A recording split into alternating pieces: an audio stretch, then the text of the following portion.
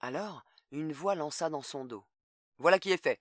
Maintenant les mains en l'air, Quell, et tournez-vous par ici, s'il vous plaît. » Il s'exécuta, mais sans lever les mains. L'homme portait l'uniforme prune de l'agence de police d'Interplan et son arme semblait être un modèle réglementaire de l'ONU. Bizarrement, il ne lui était pas inconnu, mais il en gardait un souvenir vague, déformé, insaisissable. Il leva des mains tremblantes. « Vous vous rappelez votre voyage sur Mars ?» dit le policier. « Nous savons ce que vous avez fait aujourd'hui, ce que vous avez pensé. En particulier, les pensées très importantes qui vous sont venues pendant le trajet de chez Mémoire SA à chez vous. » Il s'expliqua. « Nous vous avons implanté un télétransmetteur dans le crâne. Il nous renseigne en permanence.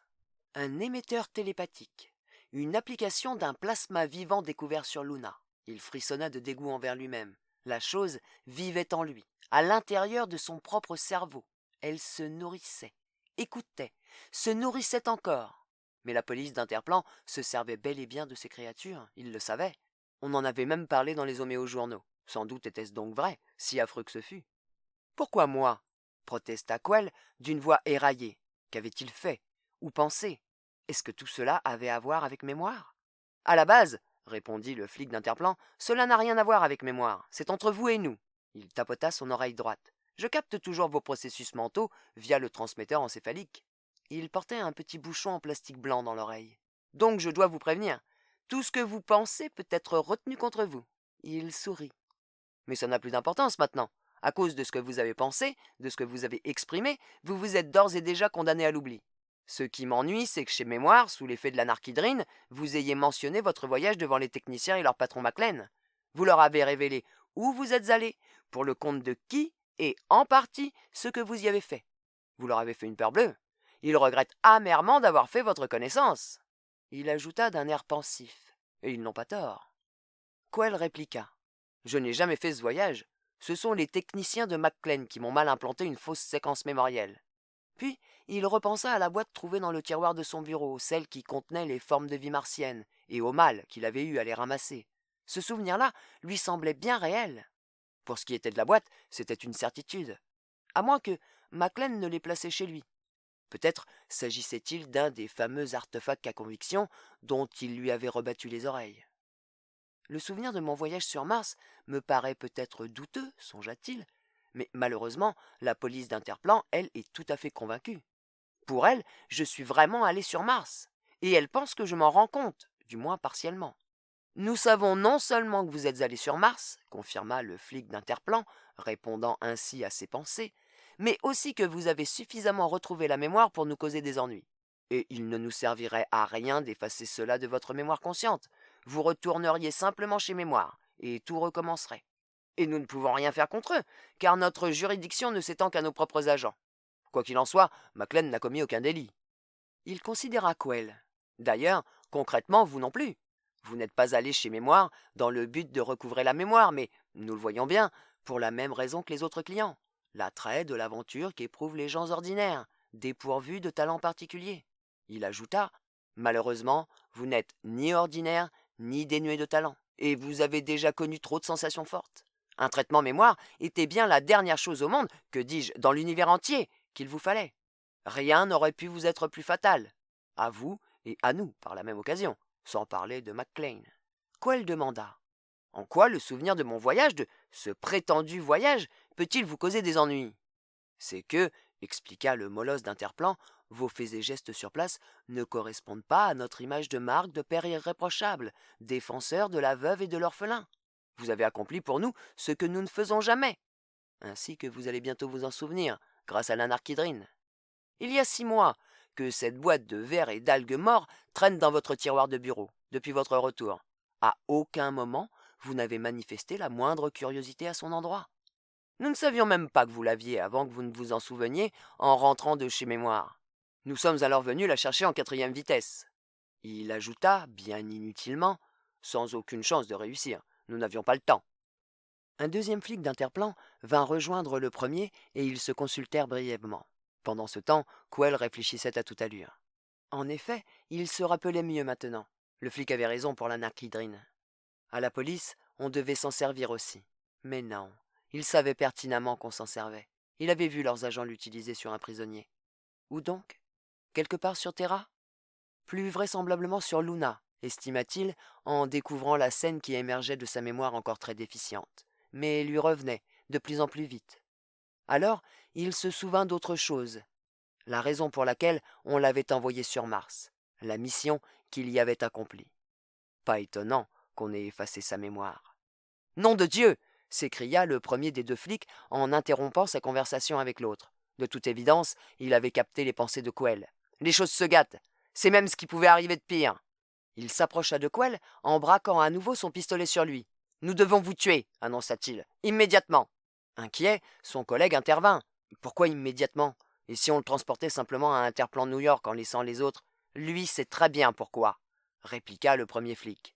À son tour, il paraissait nerveux, mais Quell comprit que c'était pour une autre raison.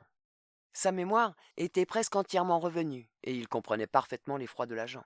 « Sur Mars, fit Quell d'une voix rauque, j'ai tué un homme, après être passé outre à 15 gardes du corps, dont certains équipés de furtidagues, comme vous. Interplan l'avait formé durant 5 ans pour en faire un assassin, un tueur professionnel. Il savait mettre hors de combat les adversaires armés, comme ses 2 agents, et celui à l'écouteur le savait aussi. S'il agissait assez rapidement, le coup de feu partit, mais il avait déjà fait un bond de côté et, simultanément, du tranchant de la main, asséné un coup à l'agent qui tenait le pistolet. En un instant, il s'appropria l'arme et tint en respect l'autre agent, hébété. « Il a capté mes pensées, » fit Quell en reprenant son souffle. « Il savait ce que j'allais tenter, mais je l'ai fait quand même. » Tout en essayant de se relever, l'agent blessé dit d'une voix grinçante. « Il ne se servira pas de son pistolet sur toi, Sam. Ça aussi, je le capte. Il sait qu'il est fichu. Et il sait aussi que nous le savons. Allons, Quell. » Laborieusement, grognant de douleur, il se remit debout en vacillant et tendit la main. « Le pistolet, intima-t-il à Quell. Vous ne pouvez pas vous en servir. Et si vous me le remettez, je vous promets de ne pas vous tuer. Vous serez jugé, et c'est quelqu'un de plus haut placé qui statuera. Peut-être pourra-t-on effacer une nouvelle fois votre mémoire, je ne sais pas. Mais vous savez pourquoi j'allais vous tuer. Je ne pouvais pas vous empêcher de vous en souvenir. Aussi, en un sens, je n'ai plus vraiment de raison de vouloir vous tuer. » Serrant toujours le pistolet, Quell sortit d'un bond du conaps et fonça vers l'ascenseur. « Si vous me suivez, pensa-t-il, je vous tuerai. » Il écrasa le bouton d'appel et au bout d'un moment, les portes coulissantes s'ouvrirent. Les policiers ne l'avaient pas suivi. Ils avaient dû capter ses pensées dans toute leur sécheresse, toute leur détermination, et décider de ne pas courir le risque. L'ascenseur descendit en l'emmenant dans ses flancs. Il leur avait échappé. Pour le moment. Mais ensuite. L'ascenseur atteignit le rez-de-chaussée. Un instant plus tard, Quell se fondait dans la foule des piétons qui se pressaient dans les circuloirs. La tête lui faisait mal et il avait la nausée. Mais au moins avait-il échappé à la mort. Dire qu'ils avaient failli l'abattre sur place, dans son propre conapt? Et ils recommenceront sans doute, se dit-il, quand ils me retrouveront. Avec l'émetteur que j'ai dans la tête, ça ne saurait tarder. Ironiquement, il avait obtenu exactement ce qu'il avait demandé à Mémoire SA. L'aventure, le risque, la police d'Interplan en action, un voyage secret et dangereux sur Mars qui mettait sa vie en jeu. Tout ce qu'il avait souhaité avoir sous forme de faux souvenirs. Si seulement cela pouvait n'être qu'un souvenir, justement. Seul sur un banc de jardin public, il observait, maussade, un groupe de guillerets, un semi-oiseau importé des 2 lunes de Mars, qui se montrait capable de vol plané en dépit de l'énorme pesanteur terrestre. « Je peux peut-être me débrouiller pour retourner sur Mars, pensa-t-il. Et après? Non, là-bas, ce serait encore pire. Le parti politique dont il avait assassiné le chef le repérerait dès sa descente du vaisseau. Il les aurait, eux, à ses trousses, en plus d'Interplan. « Vous m'entendez penser ?» se demanda-t-il.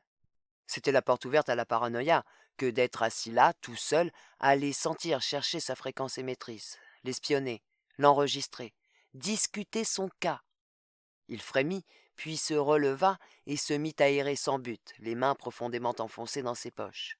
« Où que j'aille, constata-t-il, vous serez toujours là, avec moi, tant que j'aurai ce machin dans la tête. Je vais vous proposer un marché, se dit-il, et leur dit-il. Pouvez-vous m'imprimer encore une fois une mémomatrice fictive, qui, cette fois, me fasse croire que j'ai toujours vécu une petite vie tranquille, sans jamais être allé sur Mars, que je n'ai jamais vu de près un uniforme d'Interplan ni tenu un pistolet ?» Une voix répondit dans sa tête. « Comme on vous l'a clairement expliqué, ce ne serait pas suffisant. » Stupéfait, il s'immobilisa. « Nous avons déjà communiqué avec vous de cette manière, poursuivit la voix. quand vous opériez sur le terrain, sur Mars. Nous ne l'avons plus fait depuis des mois. D'ailleurs, nous étions persuadés de ne plus avoir à le faire. Où êtes-vous? Je marche. Vers ma mort, répondit Quell. Je tomberai sous les balles de vos agents, épilogua-t-il mentalement. Comment pouvez-vous être sûr que ce ne sera pas suffisant? Demanda-t-il. Le procédé mémoire ne marche pas? On vous l'a dit. Quand on vous dote d'un jeu de souvenirs ordinaires, moyen, cela vous rend agité. Vous retourneriez immanquablement chez Mémoire ou un de ses concurrents, et nous ne tenons pas à ce que ça se reproduise. Supposons, avança Quell, une fois mes vrais souvenirs effacés, on pourrait m'implanter quelque chose de plus important que des souvenirs ordinaires, une mémoire qui répondrait à mes désirs profonds. Cela a été démontré, c'est sans doute pourquoi vous m'avez engagé initialement.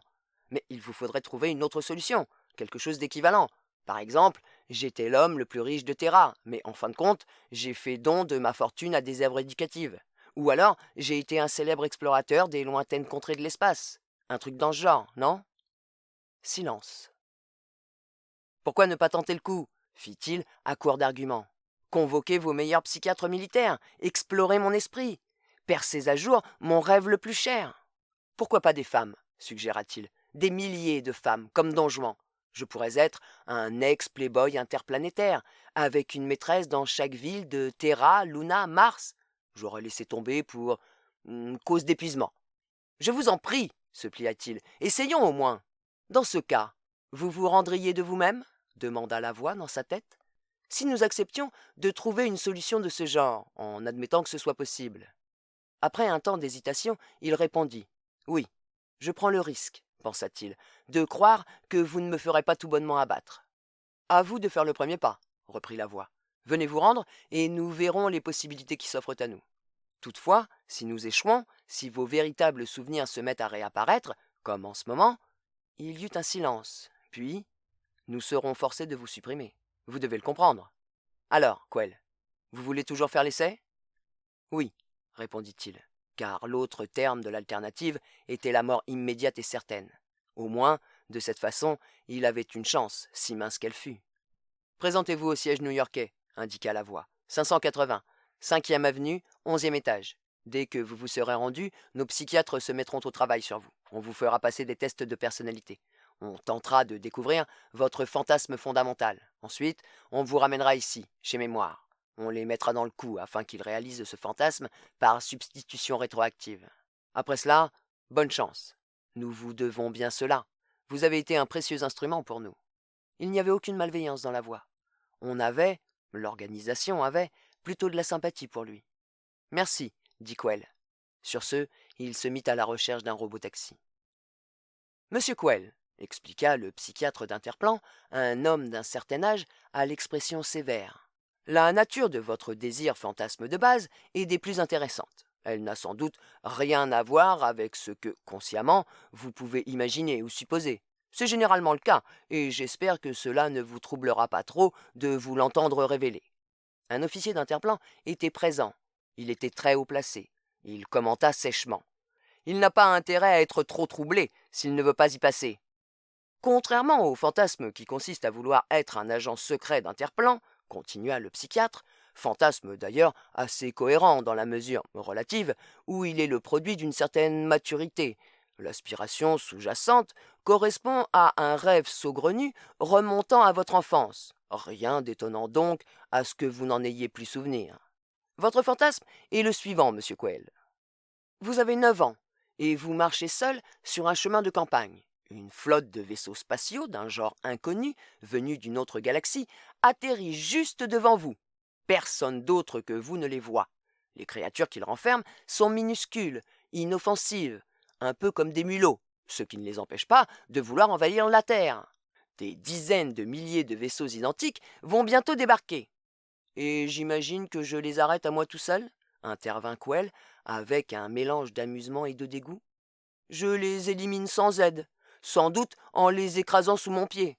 Pas du tout, poursuivit patiemment le psychiatre. Vous empêchez l'invasion, certes, mais pas en les anéantissant. Au lieu de cela, vous faites preuve de bonté et de générosité à leur égard, tout en sachant par télépathie, leur mode de communication, pourquoi ils sont là.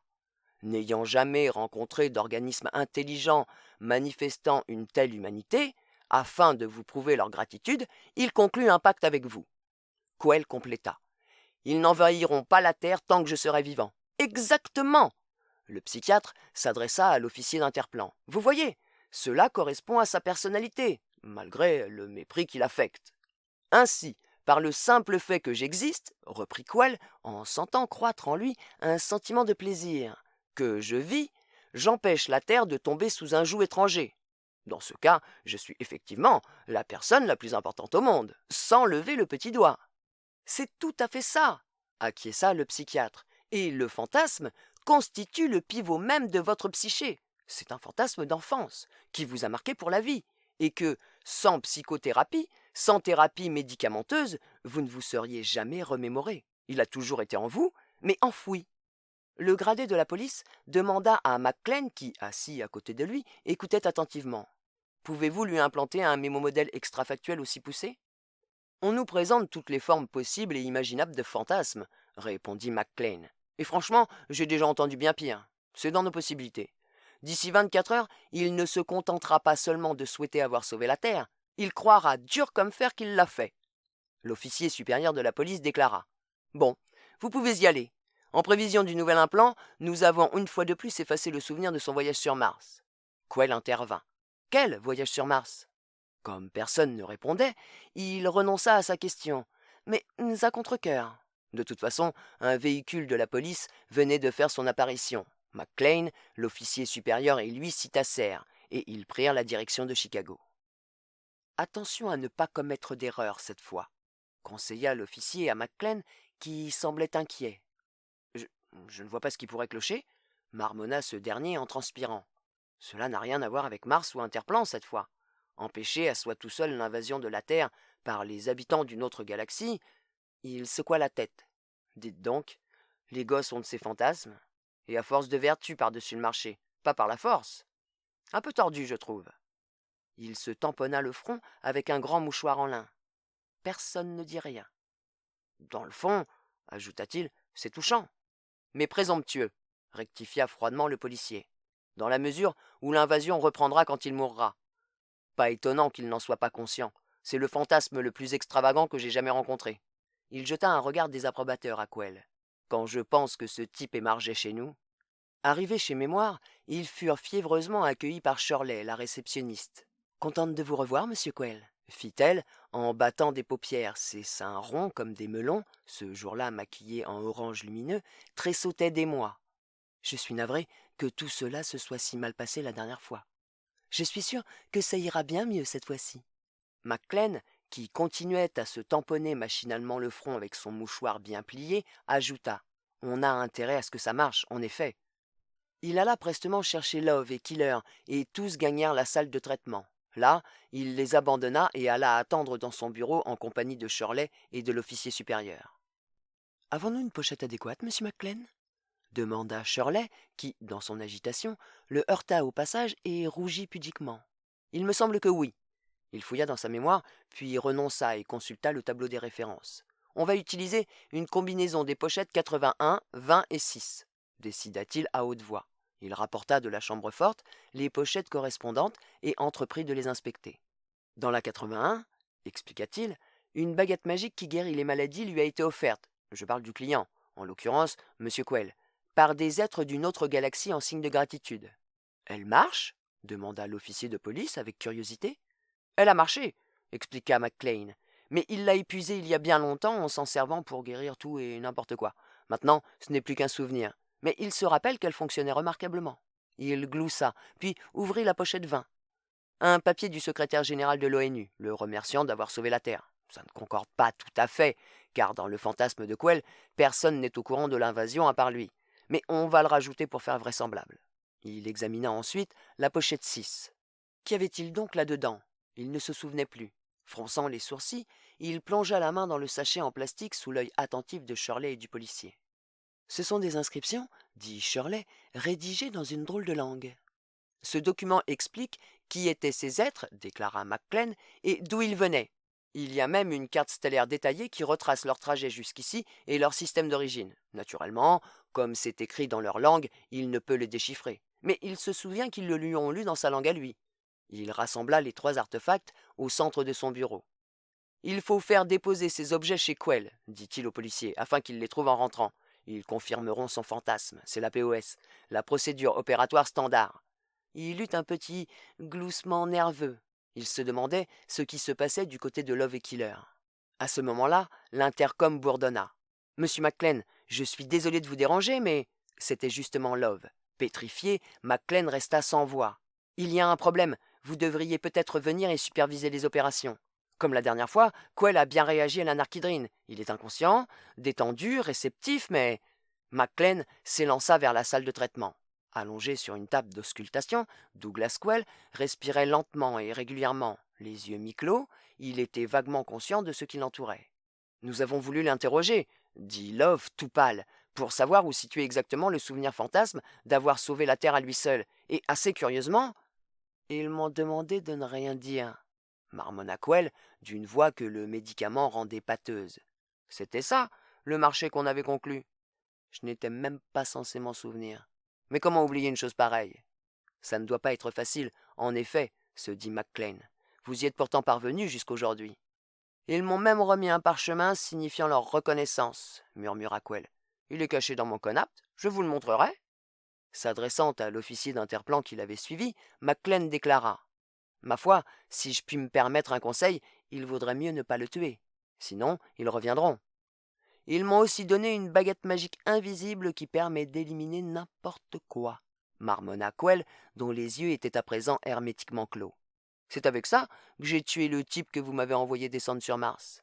Elle est dans mon tiroir, avec la boîte d'ascarides et 2 plantes séchées en provenance de Mars.